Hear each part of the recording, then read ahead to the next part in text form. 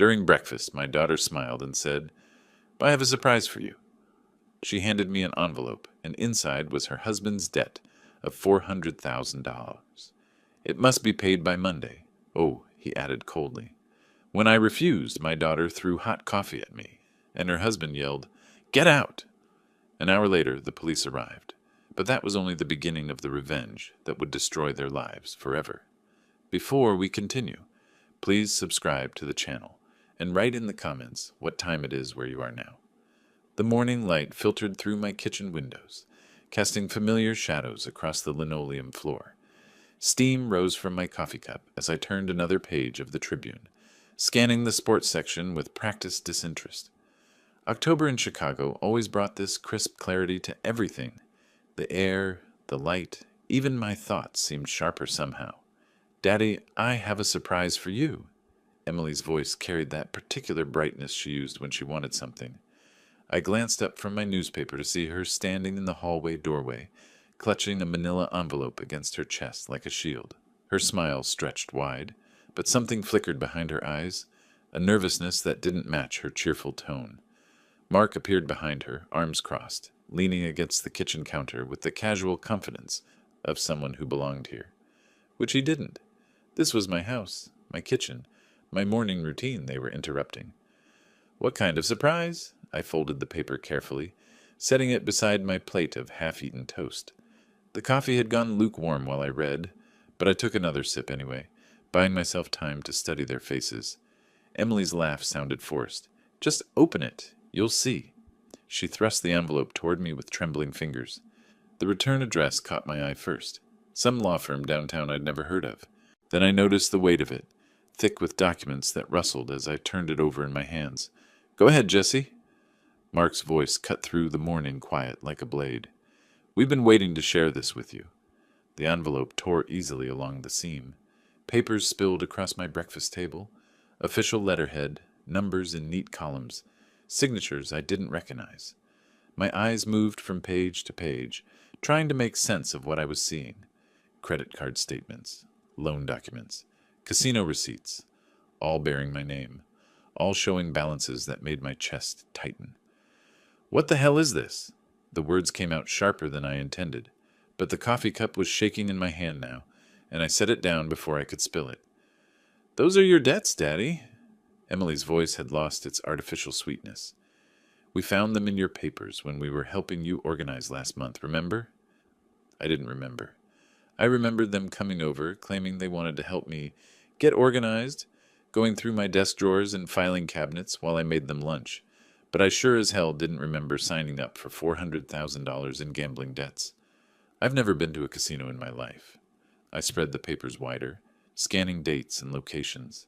Las Vegas, Atlantic City, riverboat casinos downstate I'd never heard of, let alone visited. Mark stepped closer to the table, his presence suddenly intimidating in my own kitchen.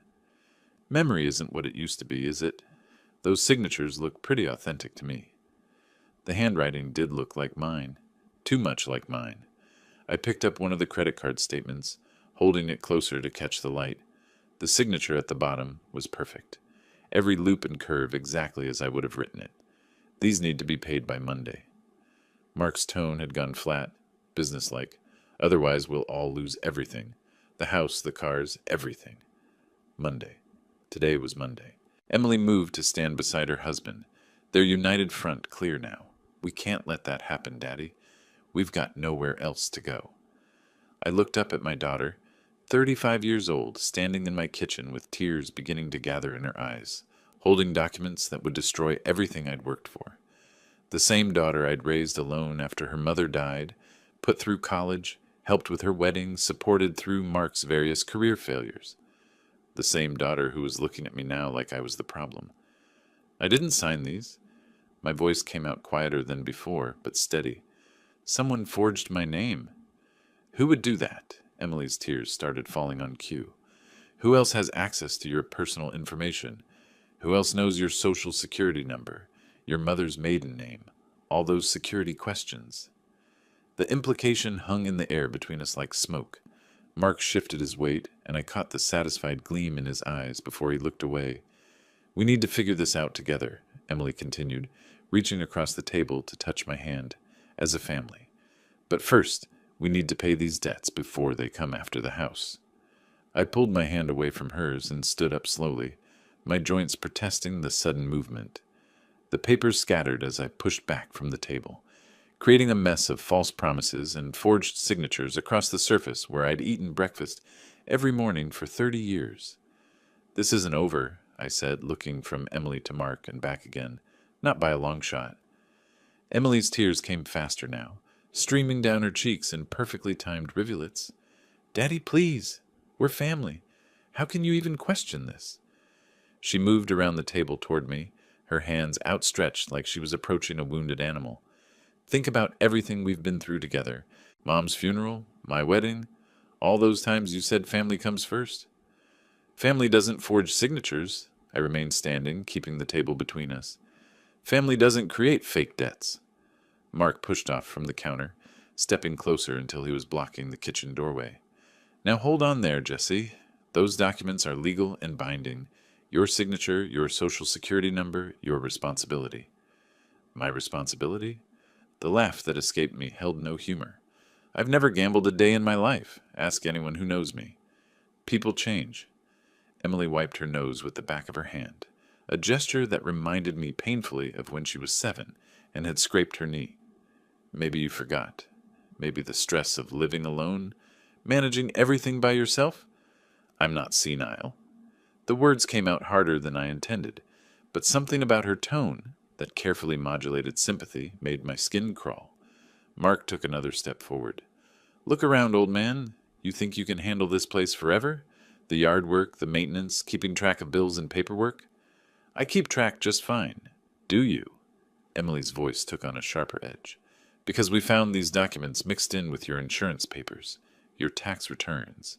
If you were really on top of things, wouldn't you have noticed $400,000 in debt? She had a point, and she knew it. The papers had been in my desk drawer, filed neatly between my homeowner's policy and last year's 1040. Someone had put them there deliberately, mixed them in so perfectly that even I might have overlooked them during a casual search. We're trying to help you, Mark said, his voice taking on that reasonable tone people use when they're explaining something to a child. Emily and I talked about this for weeks before bringing it to you. We could have just let the collectors come, let them take the house, but we wanted to give you a chance to make this right. Make what right? I didn't do anything wrong. Then why are your signatures on every document? Emily pulled one of the credit card statements from the pile, holding it up like evidence in a courtroom. Look at this handwriting, Daddy. Look at it carefully. I looked. The signature was mine, not just similar, but perfect in every detail. The way I dotted my I's, the slight upward slant of my letters, even the way the pen had caught slightly on the paper, where I always pressed too hard. Anyone can learn to copy a signature, I said, but my voice lacked conviction.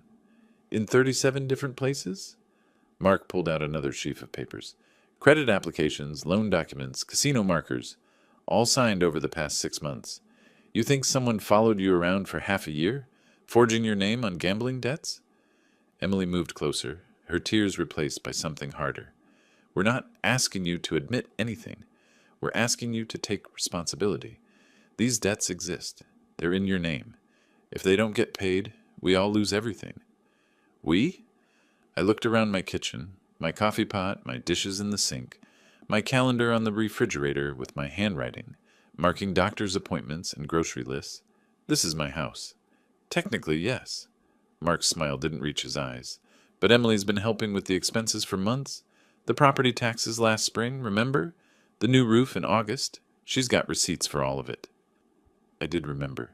Emily had insisted on helping when I mentioned the tax bill, said it was the least she could do after everything I'd given her over the years. The roof repair had been her idea too, claiming she was worried about me living under leaky shingles. Besides, Emily added, her voice dropping to barely above a whisper, where are we supposed to go if they take the house? Mark's been out of work for 3 months. We've been staying here because we literally have nowhere else. That was news to me. They'd been visiting more often lately, sure, but I thought it was just Emily wanting to spend time with her old man. I hadn't realized they'd been staying here out of necessity rather than choice. If you don't pay these debts, Mark continued, the creditors will go after any assets they can find. The house, the cars, even Emily's jewelry. Everything will be gone, and then what? We'll all be living in some shelter downtown while lawyers divide up what's left. Emily sank into one of the kitchen chairs, burying her face in her hands. I can't believe this is happening. I thought we could handle it as a family, work something out together.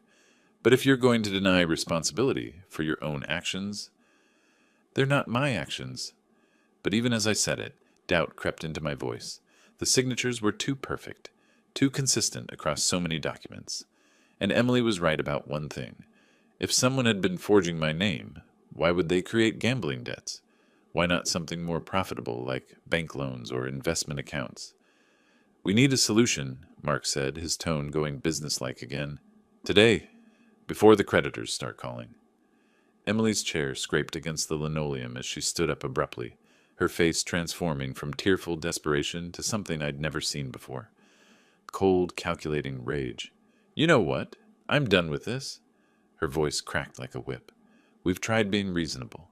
We've tried explaining. But you're too selfish to care about anyone but yourself. She moved toward the coffee pot, her movements sharp and jerky. 35 years I've been your daughter. 35 years of putting up with your stubborn, self-righteous attitude. Emily, calm down. But something in her posture made me take a step back. Calm down? She spun around, coffee pot in her hands, steam rising from the glass carafe. My husband can't find work. We're about to lose everything, and you're sitting there acting like none of this is your fault. The coffee was still hot. I could see it steaming, could almost feel the heat radiating from the pot as she held it at chest level. Her knuckles were white around the handle. I raised you better than this, I said quietly. You raised me to clean up your messes.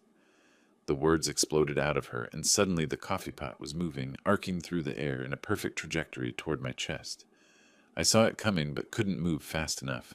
The scalding liquid hit me like liquid fire, soaking through my flannel shirt and undershirt in seconds. The heat seared my skin, and I gasped, stumbling backward as the coffee dripped down my torso. Jesus, Emily! The pain was immediate and overwhelming, like someone had pressed a hot iron against my ribs. I pulled the wet fabric away from my skin, but the damage was done. She stood there holding the empty pot, her chest heaving, looking as shocked as I felt. For a moment, neither of us moved. Then Mark stepped forward, and his expression wasn't shocked at all.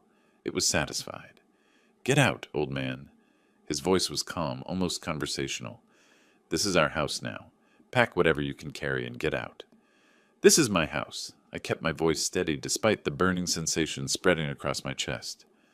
I'm the one on the deed. I'm the one who's been paying the mortgage for 30 years. Not anymore. Mark moved closer, close enough that I could smell the cigarettes on his breath. Those debt papers change everything. By tomorrow, the creditors will have liens on this property. But Emily and I can work something out with them. We've got nothing to lose. I looked at my daughter, still clutching the empty coffee pot. The woman who used to curl up next to me on the couch to watch cartoons. The girl I'd taught to ride a bike in the driveway outside. The young woman I'd walked down the aisle just 3 years ago. She wouldn't meet my eyes. You planned this? The realization hit me like cold water after the burning coffee. Both of you. The documents, the timing, everything. We planned to solve a problem, Mark said. Your problem. The problem you created with your gambling and your debts, and your refusal to take responsibility. The wet shirt was sticking to my skin now, and I needed to get it off before the burns got worse. But more than that, I needed to get away from these people who looked like my family, but acted like strangers. I need to change clothes. I started toward the hallway, but Mark shifted to block my path. 5 minutes, he said. Pack light. We'll send your stuff later if we feel like it. I looked him in the eye, this man I'd welcomed into my home, fed at my table, tried to help find work when he kept losing jobs. Move! Something in my tone must have convinced him I wasn't going to back down because he stepped aside, but I could feel him watching as I walked toward my bedroom, could feel Emily's eyes following me too. The hallway felt longer than usual, and each step sent fresh waves of pain across my burned chest. Behind me, I heard low voices. Mark and Emily conferring in urgent whispers, but I couldn't make out the words. My bedroom door closed with a soft click, and for the first time all morning, I was alone. I peeled off the coffee-soaked shirt carefully, wincing as the fabric pulled away from my skin. The burns weren't too deep, but they covered most of my chest and upper abdomen in angry red patches. In the mirror above my dresser, I looked like what I was, a 65-year-old man who'd just been betrayed by the people he trusted most. But my eyes were clear, and my hands were steady as I reached for a clean shirt. They wanted me out of my own house. They wanted me to disappear quietly while they took everything I'd worked for. They had no idea what they'd just started. Clean shirt first. The white cotton felt cool against my burned skin as I buttoned it carefully, avoiding the tender spots where Emily's coffee had done its work. My hands moved with practiced efficiency, despite the tremor of anger running through them. 30 years of getting dressed for work every morning had ingrained the routine deep in my muscle memory. The suitcase came down from the closet shelf with a thud that seemed too loud in the quiet bedroom. I could still hear their voices from the kitchen, lower now but urgent, planning their next move probably, dividing up my belongings like I was already dead. Into the suitcase went 3 days' worth of clothes, my prescription bottles from the bathroom, and the manila folder I kept in my desk drawer. The important papers they hadn't found yet. Property deed, insurance documents, birth certificate, the will I'd written after Emily's wedding. Everything that proved this house belonged to me, not them. My wallet held $200 in cash. Not much, but enough to get by until I figured out what came next. The car keys jingled softly as I slipped them into my pocket alongside my phone. 10 minutes. That's all the time I allowed myself before closing the suitcase and heading for the back door. I couldn't risk another confrontation in the hallway, not when Mark might decide words weren't enough anymore. The October morning air cut through my shirt like a blade, sharp and clean after the suffocating atmosphere inside. My burned chest protested the cold, but I kept walking across the backyard toward the fence line that separated my property from Robert's. Robert Hayes had lived next door for 15 years, ever since his retirement from teaching high school history. We'd shared plenty of conversations over that fence, about the Cubs, about the weather, about the steady decline of the neighborhood since the younger families moved in. But I'd never imposed on him before, never shown up at his door looking like a refugee from my own life. His kitchen light was on. I could see him through the window, reading what looked like a newspaper while holding a coffee mug. Normal morning routine, the kind I'd been enjoying myself less than an hour ago. I knocked on his back door, trying to make it sound casual rather than desperate. Robert opened it, wearing a blue terry-cloth robe and an expression of concern that deepened when he got a good look at my face. "Jesse, what happened? You look like you've seen a ghost." Worse than that, I shifted the suitcase to my other hand, feeling the weight of everything I'd managed to grab. "I need to ask a favor, if you don't mind. Could I come in for a few minutes?" He stepped back immediately, waving me inside with the same hospitality he'd shown whenever I'd stopped by to borrow a tool or return a borrowed book. His kitchen was warm and smelled like bacon, the kind of comfortable morning atmosphere I'd lost somewhere between Emily's envelope and her coffee assault. Sit down. He gestured toward the small table by his window. "You want some coffee? Something to eat?" "Coffee would be good." I set the suitcase beside my chair and eased myself down, trying not to wince as the burns pulled against my shirt. "I've got a story to tell you, Robert. Not a good one." He poured coffee into a mug decorated with a faded Chicago Bears logo and set it in front of me before taking the opposite chair. "I'm listening." Where to start? With this morning's betrayal, or with the pattern I should have seen coming years ago? 4 years ago, I took in Emily and Mark when they said they needed help getting back on their feet. The words felt strange in my mouth, like admitting to a crime I hadn't realized I was committing. Biggest mistake I ever made. Robert's eyebrows rose slightly, but he didn't interrupt. Good teacher habit, probably. Let the student tell the story at their own pace. I thought I was helping family. I took a sip of the coffee, grateful for the warmth spreading through my chest. Turns out I was enabling 2 people who saw me as nothing more than a walking bank account. Robert leaned forward in his chair, coffee forgotten. "What kind of help are we talking about?" "Started small. Emily called, Said Mark had lost another job. They couldn't make rent. Could they stay in my spare room for a month, just until he found something new? I stared into my coffee, seeing the reflection of my own stupidity. 1 month turned into 6. 6 months turned into 4 years. And Mark never found work? Oh, he found it. Lost it too. 3 different jobs in the first year alone. Always someone else's fault. Always some boss who didn't appreciate his talents. I could feel the old frustration building again, the memory of countless dinner conversations where I'd listened to Mark's excuses. But that wasn't the real problem. Robert waited, letting the silence stretch until I was ready to continue. The real problem started in my garage. I had my tools organized the way I'd kept them for 30 years. Everything in its place. Everything labeled. Mark decided that was inefficient. I set down my coffee mug harder than necessary. Came home one day to find he'd rearranged everything. When I asked him about it, you know what he said? What? This is our garage now, Jesse. We're all family here. The word still stung, even 4 years later. Our garage, in my house, with my tools that I'd collected over 3 decades of working. Robert's face darkened. He actually said that? Said it like he was doing me a favor, like I should be grateful he was taking charge of my own property. I stood up, pacing to the window that looked out toward my backyard. That should have been my first warning, but Emily defended him, said he was just trying to help, trying to make things more organized. How did Emily react when you objected? The question hit harder than I expected. She didn't react. That was the problem.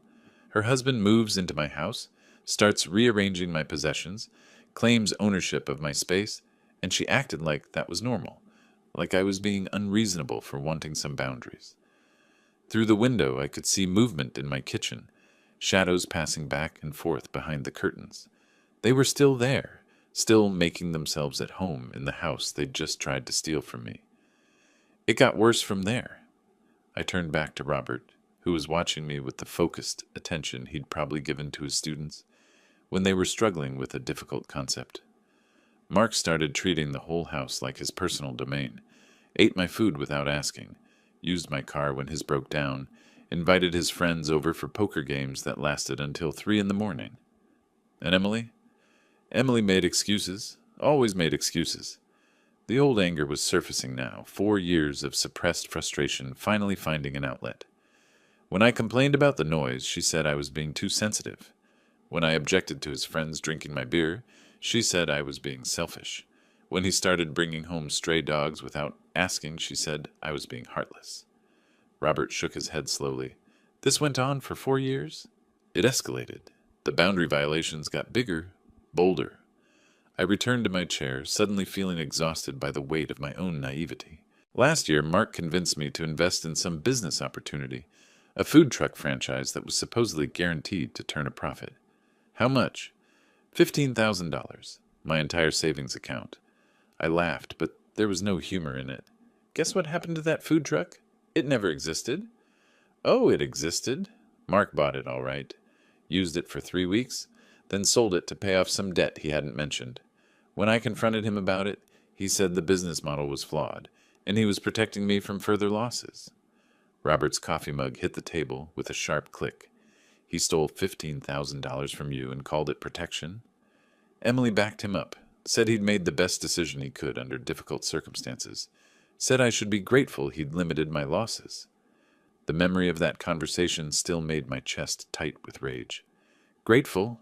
For being robbed by my own son-in-law? Why didn't you throw them out then? The question I'd been asking myself for the past hour. Because Emily's my daughter? Because I kept thinking this was temporary, that Mark would eventually get his act together? Because every time I tried to set boundaries, Emily would cry and talk about family loyalty and how much they needed me. Robert stood up and refilled both our coffee mugs, giving me time to collect myself. This morning was different, though. This morning they showed me documents claiming I owe $400,000 in gambling debts. Debts I never incurred, with my signature forged on every page. $400,000? Robert's voice rose with disbelief. Complete with payment schedules and collection notices, all very official looking. I pulled out my phone and scrolled through the photos I'd taken of the documents before leaving. Look at this signature. Tell me that doesn't look exactly like my handwriting. Robert studied the screen, his expression growing grimmer with each swipe. This is fraud. Criminal fraud. That's what I told them. You know what Emily did when I refused to pay? He looked up from my phone, waiting. She threw a pot of hot coffee at me. Robert's face went pale as he looked at the reddened skin visible above my shirt collar. She actually burned you? Emily's not the same person anymore. Or maybe she never was the person I thought she was. I unbuttoned the top of my shirt to show him the extent of the damage. But that's not even the worst part. You want to know where those debts really came from? He nodded grimly. Mark's got a gambling problem that makes my alleged addiction look like pocket change. Online poker, sports betting, casino trips to Indiana and Iowa. I scrolled through more photos on my phone, screenshots I'd managed to take of betting sites that had been left open on my computer. He's been using my internet, my credit cards, even my social security number to create accounts. How do you know all this? Because he got sloppy. Started leaving browser windows open, forgot to log out of accounts. I found betting histories going back 2 years, thousands of dollars in losses every month.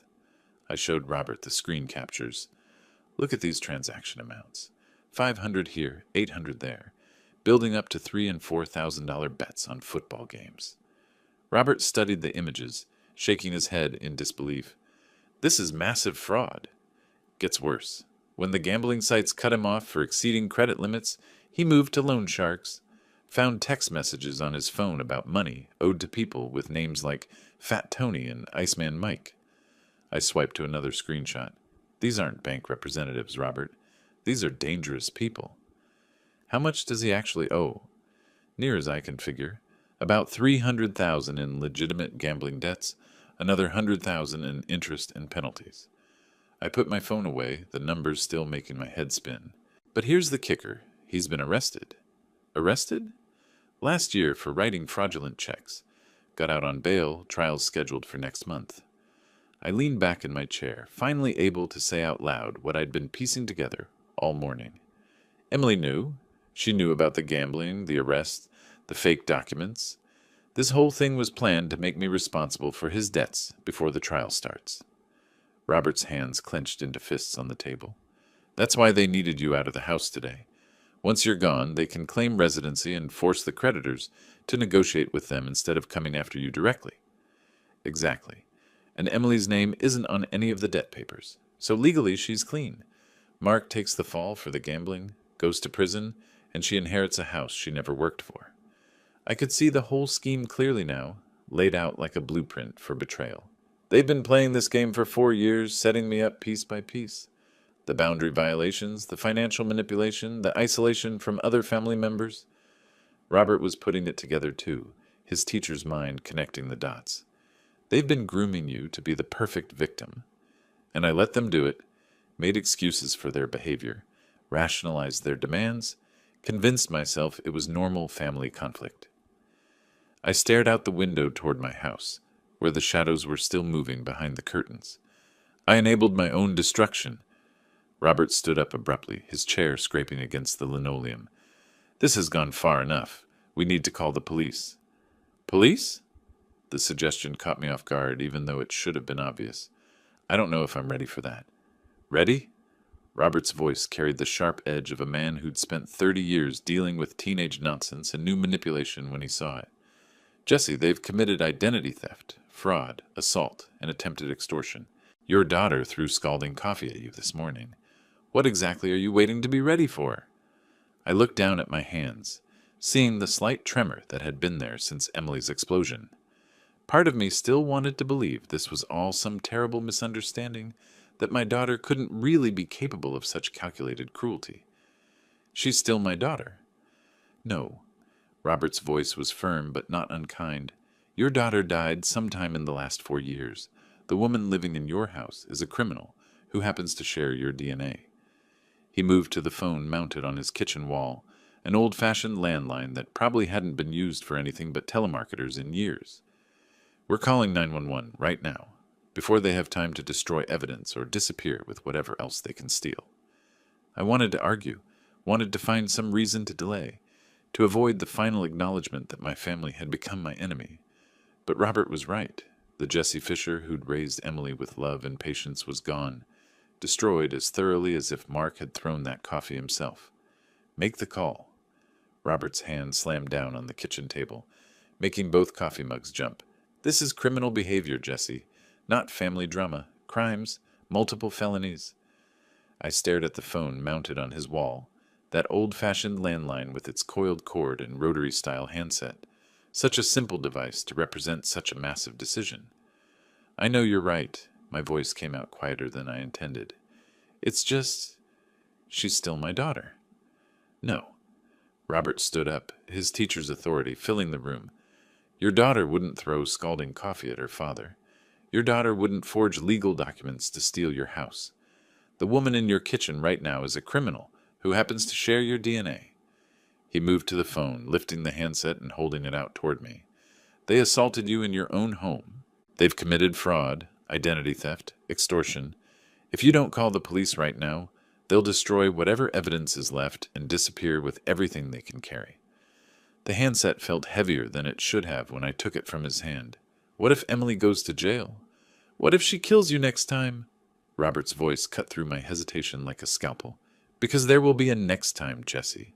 People like this don't stop escalating until someone stops them. I looked down at the burn marks visible above my shirt collar, the red patches where my daughter's coffee had seared my skin.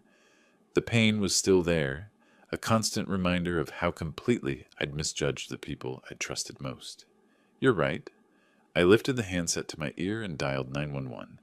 2 rings, then a calm professional voice.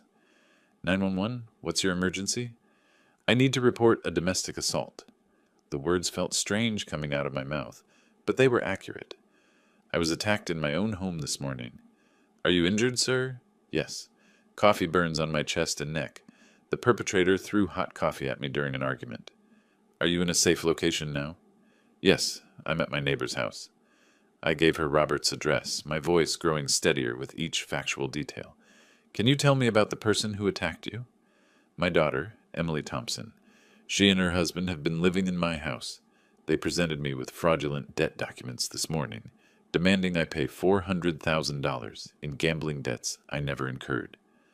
The dispatcher's tone remained professionally neutral. When I refused to pay, she became violent. Her husband threatened me as well, demanded I leave my own property.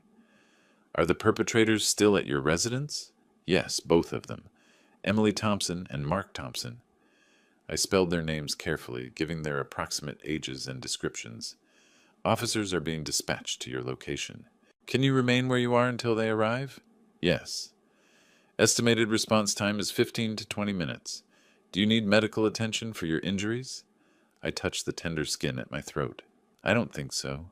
The burns aren't severe enough for the hospital. An officer will assess your injuries when they arrive. Please remain on the line while I gather additional information. She asked about weapons in the house, about any history of violence, about whether Emily and Mark might flee if they saw police approaching. I answered each question as factually as possible, feeling Robert's encouraging presence beside me. When the call ended, I set the handset back in its cradle, with hands that were steadier than they'd been all morning. How do you feel? Robert asked. Like I just crossed a bridge I can never uncross? I looked toward the window that faced my house, where the people who used to be my family were probably still making themselves comfortable in rooms they'd stolen from me. But it was the right thing to do. Robert nodded approvingly. 20 minutes. Think they'll try to run? No. I was certain about this, at least. They still think they've won. They think I'm too weak to fight back. They're about to learn otherwise. Let me show you where you'll be staying. Robert led me down the hallway to a small guest room that smelled like lavender and old books. Make yourself comfortable. We've got time before the officers arrive. The room was simple but welcoming. A single bed with a blue quilt, a nightstand with a reading lamp, a small dresser with an attached mirror. Nothing fancy, but clean and peaceful in a way my own house hadn't been for years. I set my suitcase on the bed and began unpacking methodically. 3 shirts, underwear, socks, my prescription bottles for blood pressure and cholesterol. The mundane ritual of organizing my belongings helped steady my nerves after the intensity of the phone call. You take your time. Robert appeared in the doorway with a fresh cup of tea. Chamomile. Good for the nerves. I accepted the mug gratefully, noting the irony. A few hours ago, a hot beverage had been used as a weapon against me. Now it represented comfort and hospitality. Robert, I need to ask you something. I sat on the edge of the bed, testing its firmness. Do you know anything about lawyers? I'm going to need legal representation. He settled into a small chair by the window, his expression thoughtful. I know a few attorneys from my teaching days, parents who practice law, former students who went into legal careers. What kind of representation are you thinking? Property law, for starters. I need to make sure Emily and Mark can't claim any legal right to my house. I sipped the tea, feeling its warmth spread through my chest where the coffee burns still ached. And probably family law.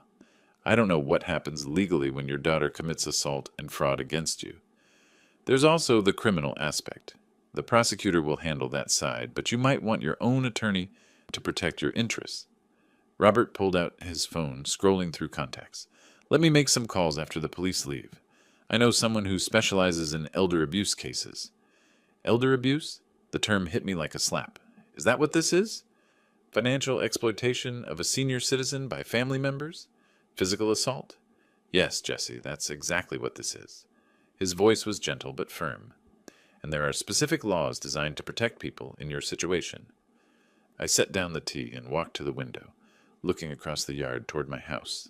The kitchen curtains were closed now, blocking my view of whatever Emily and Mark were doing inside, probably destroying evidence, if they had any sense. How long do you think this will take? The legal process, I mean. Robert checked his watch. Depends on what they find when they search the house, whether Emily and Mark have lawyers, if they try to fight the charges or plea bargain. He paused, considering. Could be months, maybe longer if it goes to trial. And in the meantime, you stay here as long as you need to. I've got the space, and frankly, I could use the company. He smiled, but his eyes were serious. Besides, someone needs to make sure you're safe while this plays out. The grandfather clock in Robert's living room chimed 9 times, and I realized we'd been talking for nearly 20 minutes. Any moment now, police officers would arrive to arrest my daughter and her husband. Are you ready for this? Robert asked, as if reading my thoughts. I thought about Emily as a little girl, climbing into my lap to hear bedtime stories. Then I thought about her this morning, throwing coffee with the calculated precision of someone who meant to cause maximum pain. No, I said honestly, but I'm going to do it anyway. Through the window, I caught sight of a black and white patrol car turning onto our street, moving slowly as the officer checked house numbers. They're here. Robert stood up, straightening his shirt like he was preparing for an important meeting. Let's go get justice. The patrol car pulled into Robert's driveway with practiced quiet, followed by a second squad car that positioned itself strategically at the curb. 2 officers emerged, a tall woman with gray-streaked hair and a younger man who moved with the controlled alertness of someone trained for trouble. I met them at Robert's front door, my hands steady now that the moment had finally arrived. Mr. Fisher? The female officer extended her hand. I'm Officer Martinez. This is Officer Chen. We're responding to your domestic assault call. Thank you for coming. I shook their hands, noting how Martinez's eyes immediately went to the visible burn marks on my neck. Can we see your injuries, sir? I unbuttoned my shirt enough to show the coffee burns across my chest.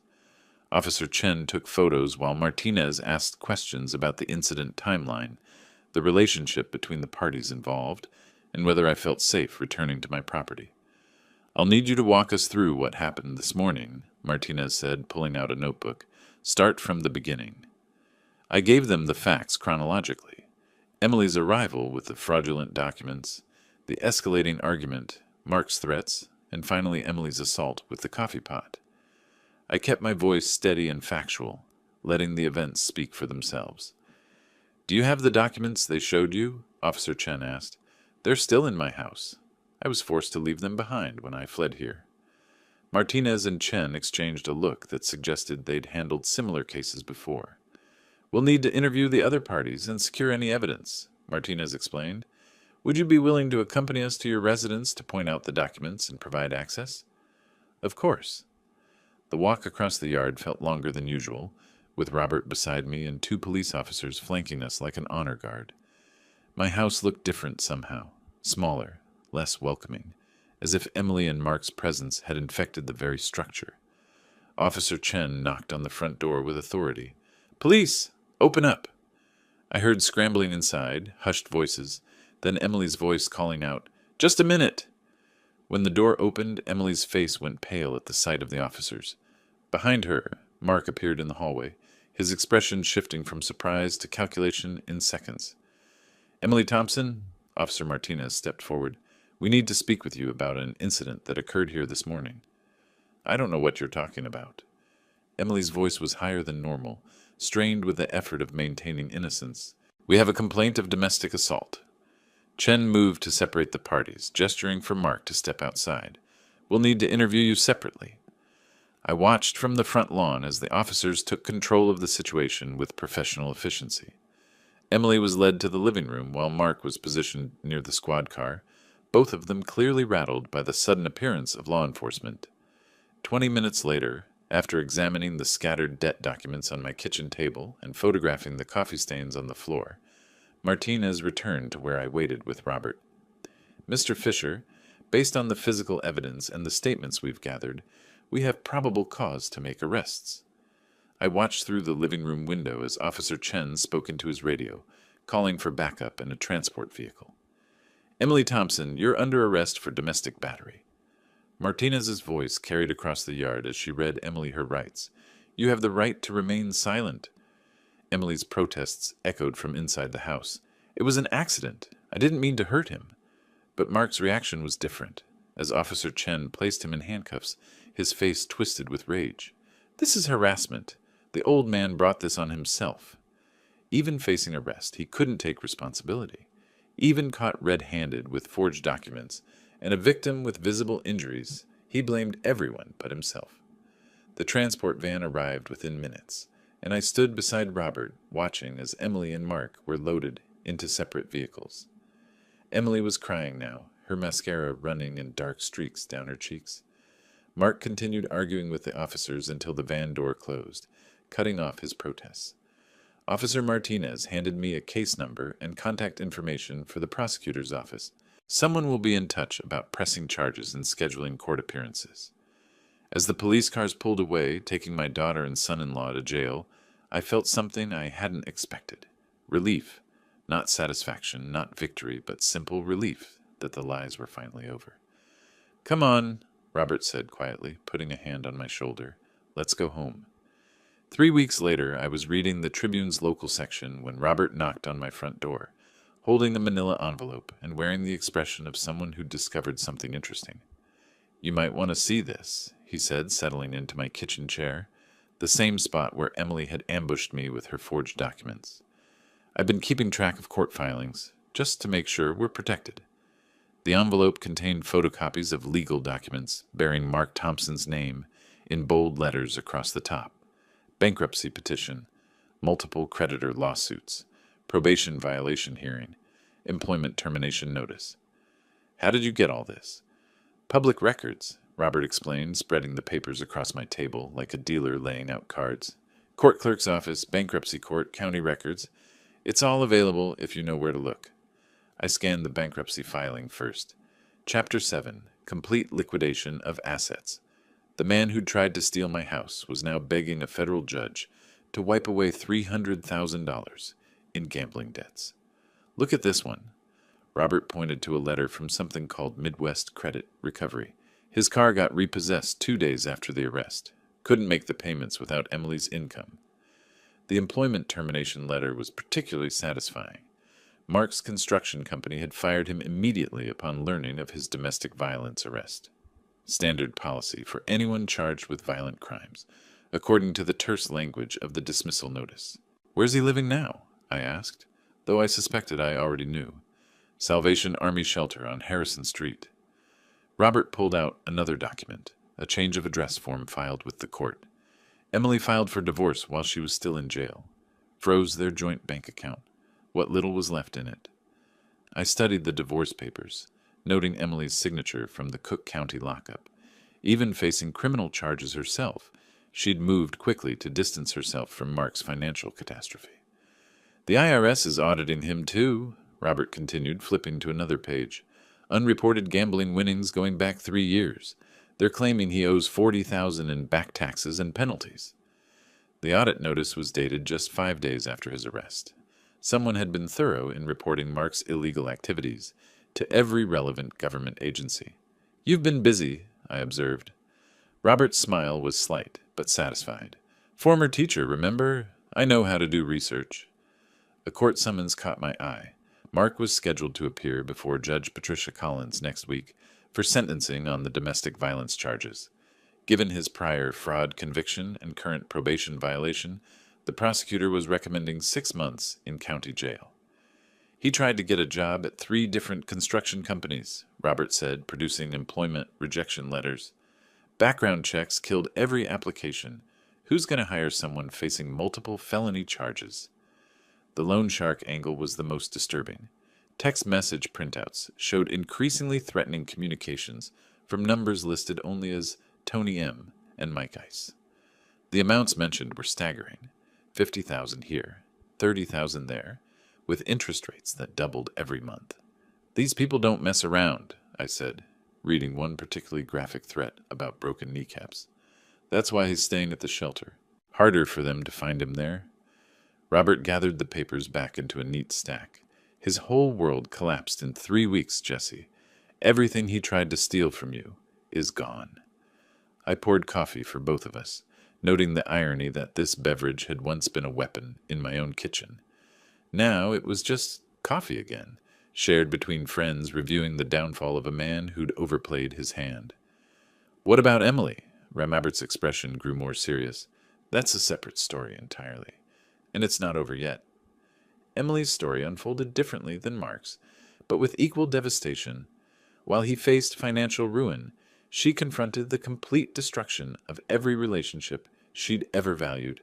The domestic battery charge carried serious consequences in Cook County.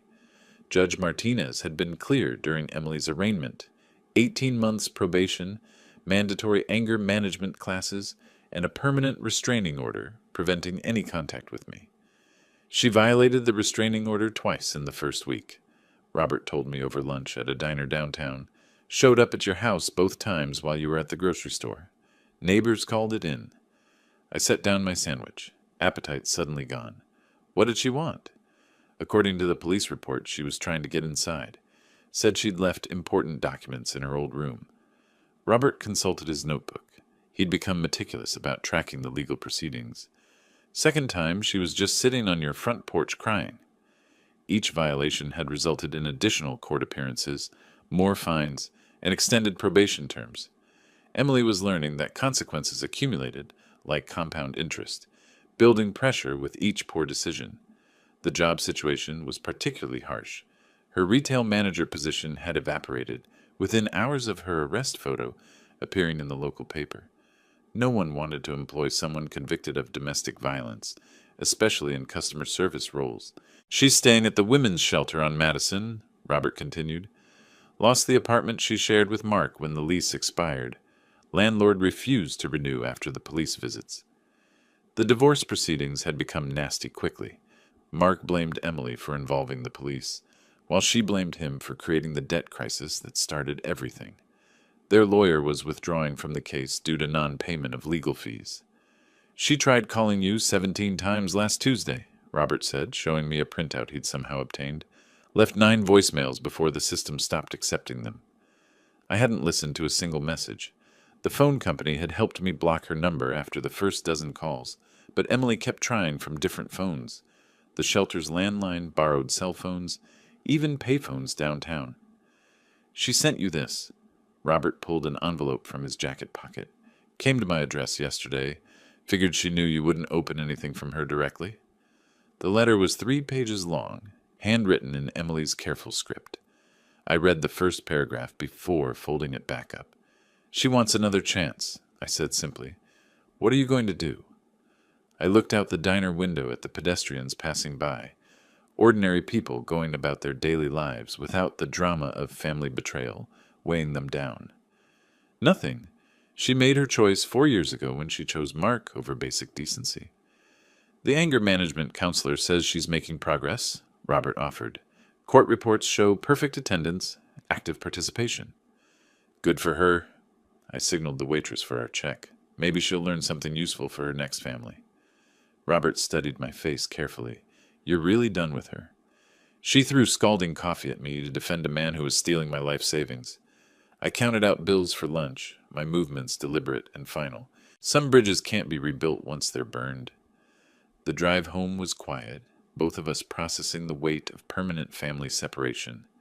As we pulled into my driveway, I noticed a small bouquet of flowers tucked against my front door.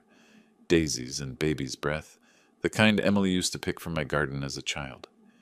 She was here again, Robert observed. I collected the flowers and dropped them directly into the garbage can beside my porch.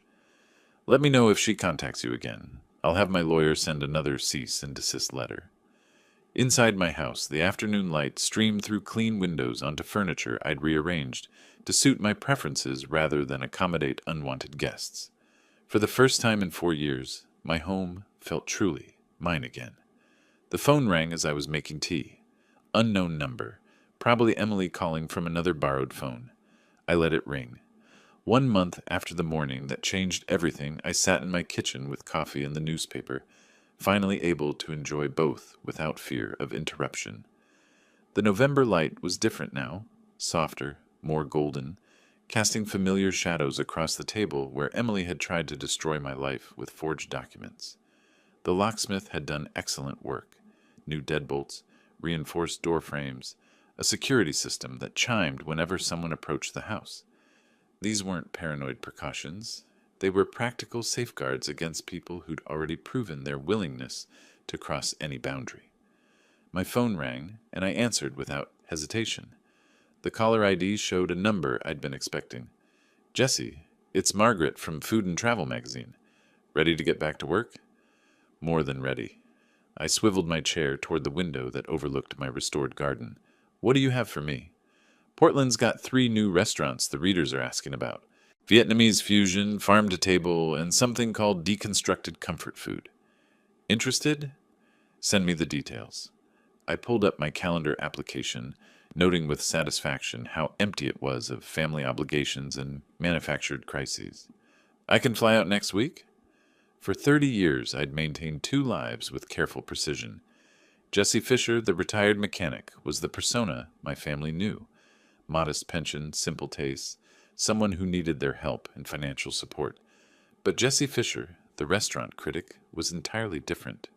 Well-traveled, financially independent, with a reputation built on honest reviews and exacting standards.